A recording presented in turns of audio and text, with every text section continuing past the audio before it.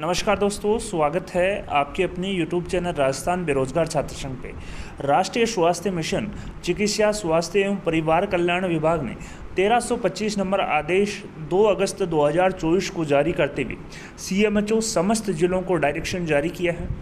इन्होंने कहा है, राष्ट्रीय स्वास्थ्य मिशन के अंतर्गत Rajasthan contractual hiring to civil post rules 2022 के तहत नियुक्ति प्राप्त कार्यरत संविदा कर्मचारियों के दस्तावेज सत्यापन, Rajasthan contractual hiring to civil post rules 2022 के नियम 20 में अंकित प्रावधान अनुसार कर पात्र और अपात्र कार्मिकों की सूची मय प्रमाण पत्र तैयार करने बाबत। तो दोस्तों, यहाँ पर आप देख सकते हैं,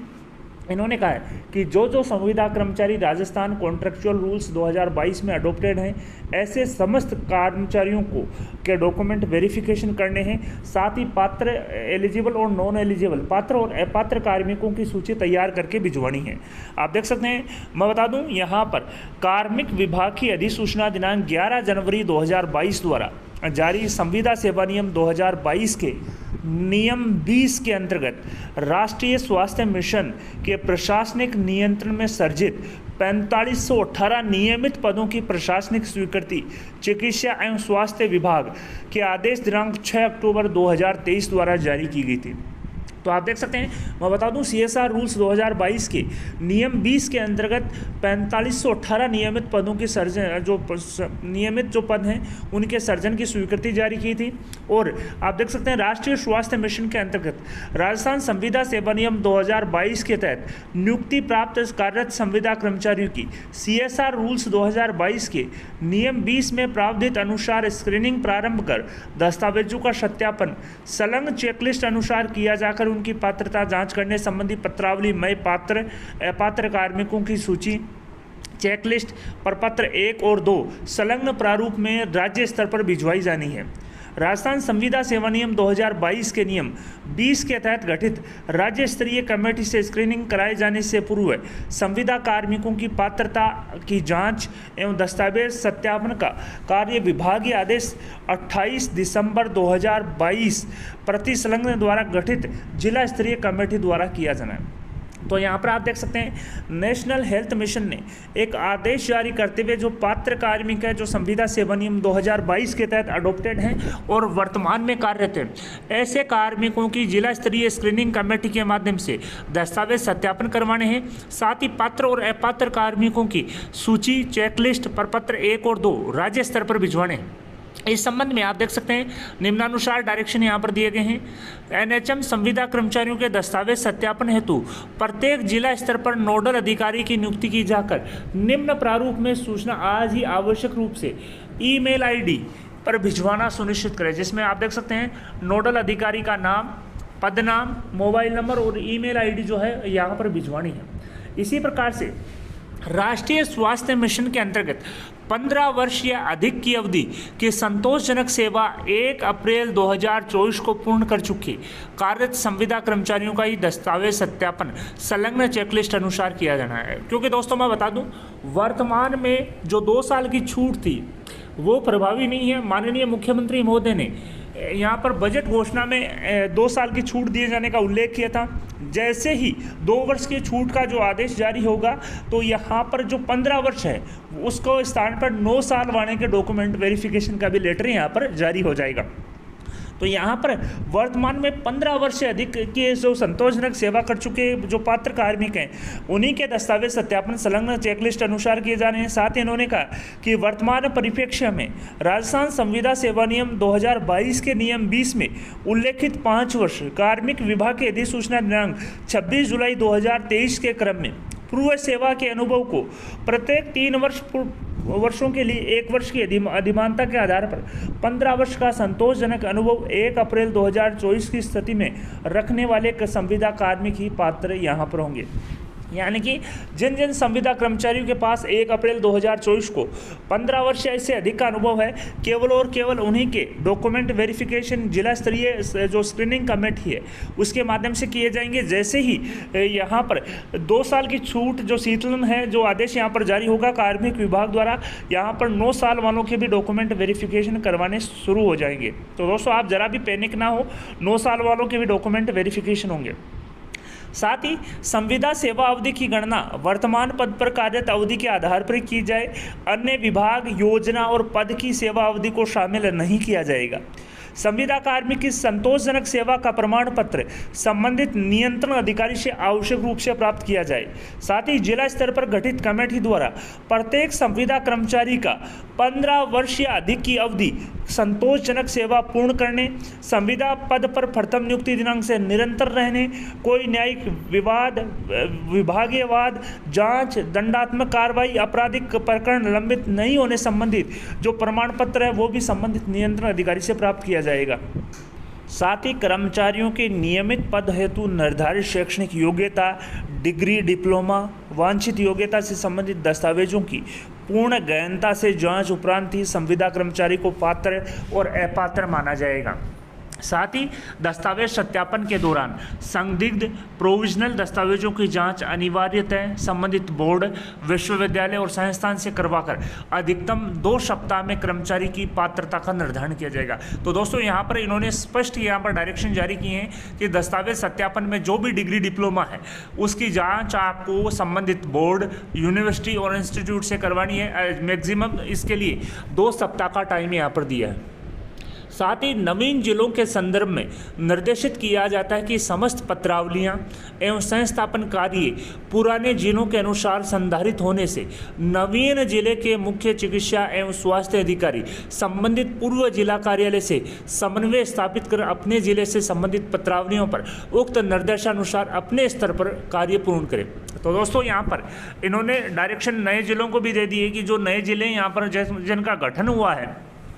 उनके जो सीएमएचओ हैं वो पुराने जिलों के सीएमएचओ से समन्वय स्थापित करेंगे, पत्रावलियाँ प्राप्त करके जो अपना कार्य है वो करेंगे। साथ ही आप देख सकते हैं अतः उपयुक्त निर्देशानुसार राष्ट्रीय स्वास्थ्य मिशन के अंतर्गत 15 वर्ष या अधिक की अवधि की संतोषजनक सेवा पूर्ण कर चुके कार्यरत जो संविदा कर्मचारी है के दस्तावेजों की स्क्रीनिंग कर उनकी पात्रता की जाँच करने संबंधी पत्रावली मय पात्र अपात्र कार्मिकों की सूची, चेकलिस्ट, प्रपत्र 1 और 2 संलग्न प्रारूप में प्रमाणित हार्ड कॉपी और सॉफ्ट कॉपी एक्सेल में टाइम्स न्यू रोमन फॉन्ट में दिनांक 10 अगस्त तक तैयार किया जाना सुनिश्चित करें। साथ ही इन्होंने कहा कि राज्य स्तर पर स्क्रीनिंग हेतु जिलेवार कार्यक्रम और कैलेंडर फरतक से जारी किया जाएगा। यह सक्षम स्तर से अनुमोदित है। डॉक्टर जितेंद्र कुमार सोनी जो मिशन निदेशक हैं एनएचएम, उनके डिजिटली साइनों से ये जो पत्र है 1 अगस्त 2024 को जारी यहाँ पर किया है और इसको डिस्पैच करना जो है वो 2 अगस्त को किया है 1325 के माध्यम से। तो मैं एक बार फिर से बता देता हूं, नेशनल हेल्थ मिशन के अंतर्गत जो संविदा कर्मचारी 1 अप्रैल 2024 को 15 वर्ष या इससे अधिक की संतोषजनक सेवा की अवधि रखते हैं, ऐसे पात्र कार्मिकों और अपात्र कार्मिकों की जो सूची है वो जाएगी, उनके डॉक्यूमेंट वेरिफिकेशन होंगे। साथ ही साथ केवल और केवल उन्हीं कार्मिकों के डॉक्यूमेंट वेरिफिकेशन होंगे जो Rajasthan contractual hiring to civil post rules 2022 में अडोप्टेड है। साथ ही 2 वर्ष की जो शीतलता का जो प्रोविजन है जो माननीय मुख्यमंत्री महोदय ने घोषणा की थी बजट में, जैसे ही डीओपी द्वारा कार्मिक विभाग द्वारा आदेश जारी होगा तो 9 वर्ष या इससे अधिक की सेवा जो संतोषजनक सेवा है उनके अभी डॉक्यूमेंट वेरिफिकेशन चालू हो जाएंगे। अब यहाँ पर आप देख सकते हैं जो चेकलिस्ट है वो यहाँ पर आप देख सकते हैं 15 वर्ष, इसमें चेकलिस्ट में नाम आएगा आपका, पिता या पति का नाम आएगा, वर्तमान पद आएगा, पदस्थापन स्थान आएगा, पदस्थापन ब्लॉक और जिला आएगा, जन्मतिथि 10वीं की अंक तालिका के आधार पर, आयु, लिंग, जाति प्रमाण पत्र के आधार पर, पत्र व्यवहार का पता, नियमित नियुक्ति का पद,